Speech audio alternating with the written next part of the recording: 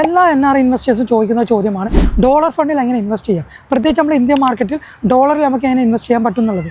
പ്രത്യേകിച്ച് GCC പോലെ രാജ്യങ്ങളിൽ നിൽക്കുന്ന പ്രവാസികൾക്ക് വളരെ എളുപ്പത്തിൽ വളരെ കുറഞ്ഞ എമൗണ്ട് വെച്ച് ഡോളറിൽ നമുക്ക് ഇൻവെസ്റ്റ് ചെയ്യാൻ സാധിക്കും. ടാറ്റ മ്യൂച്വൽ ഫണ്ടാണ് ഇങ്ങനത്തെ ഒരു സുവർണാവസരം നമുക്ക് വേണ്ടി മുന്നോട്ട് വെച്ചിട്ടുള്ളത്. Tata India equity dynamic fund ഒരു ഫണ്ട് ഓഫ് ഫണ്ടാണ്. ഇതിൽ നമുക്ക് ലംസമായിട്ട് $500 മുതലുള്ള അഥവാ 1800 ദിർഹത്തിന് താഴെ വരുന്ന ഒരു എമൗണ്ട് വെച്ച് നമുക്ക് ഇൻവെസ്റ്റ് ചെയ്യാൻ സാധിക്കും. ഇനി നമുക്ക് കയ്യിൽ എപ്പോഴാണോ ഒരു $100 വരുന്നത് വെച്ചാൽ മിനിമം $100 വെച്ച് നമുക്കിത് ടോപ്പ് ചെയ്ത് കൊണ്ടുപോകാനും സാധിക്കും. നമ്മുടെ കയ്യിൽ എപ്പോഴും ഒരു ചെറിയൊരു എമൗണ്ട് ഉണ്ടെങ്കിൽ പോലും നമുക്ക് ഈ ഫണ്ടിൽ നമ്മുടെ ഇവിടുത്തെ UAE അല്ലെങ്കിൽ സൗദി പോലെ രാജ്യങ്ങളിലെ ലോക്കൽ ബാങ്കിൽ നിന്ന് അഥവാ എമിറേറ്റ്സ് NBD FAB മഷരിക്ക് പോലുള്ള അക്കൗണ്ടിൽ വെച്ച് നമുക്ക് നേരിട്ട് മ്യൂച്വൽ ഫണ്ട് കമ്പനിയിലെ അക്കൗണ്ടിലോട്ട് ട്രാൻസ്ഫർ ചെയ്യാനും വിഡ്രോ ചെയ്യാനും സാധിക്കും. ഈ ഫണ്ടിൽ നമ്മൾ ഡോളറിൽ ഇൻവെസ്റ്റ് ചെയ്യുകയാണെങ്കിൽ നമുക്ക് കിട്ടുന്ന ബെനിഫിറ്റ് എന്താണെന്ന് വെച്ച് കഴിഞ്ഞാൽ പ്രത്യേകിച്ച് നമ്മൾ ഇന്ത്യയിൽ ഇൻവെസ്റ്റ് ചെയ്യുന്ന അമൗണ്ടിന് നമുക്ക് യാതൊരു ടാക്സിബിലിറ്റിയും വരുന്നില്ല.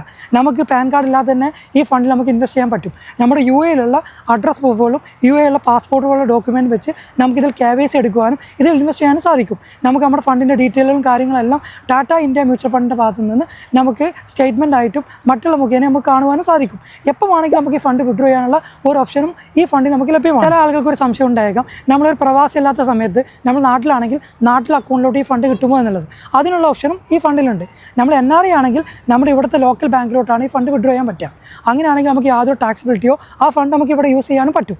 ഇനി അത് മാത്രമല്ല നമുക്ക് ഡോളറിലുള്ള അപ്രീസിയേഷനും ഇതിൽ കിട്ടുകയും ചെയ്യും. ഇനി ഈ ഫണ്ടിൻ്റെ എക്സ്പെൻസ് റേഷ്യോ ആണ്. വളരെ കുറഞ്ഞ എക്സ്പെൻസ് റേഷ്യോയിലാണ് ഈ ഡോളർ ഫണ്ട് മാനേജ് ചെയ്യുന്നത്. പ്രത്യേകിച്ച് നമ്മുടെ ഇൻ്റർനാഷണൽ ഡോളർ ഫണ്ടുകളിലൊക്കെയാണ് വെച്ചാൽ 5 to 6% ഒക്കെയാണ് എക്സ്പെൻസ് റേഷ്യോ. പക്ഷേ ഈ ഫണ്ട് 2.5% ബിലോ ആണ് ഇതിൻ്റെ എക്സ്പെൻസ് റേഷ്യോ വരുന്നത്. ഈ ഫണ്ടിനെ കുറിച്ച് കൂടുതൽ അറിയാൻ വേണ്ടി നിങ്ങൾക്ക് എൻ്റെ പേഴ്സണൽ നമ്പറിൽ നിങ്ങൾക്ക് എന്നെ കോൺടാക്ട് ചെയ്യാവുന്നതാണ്.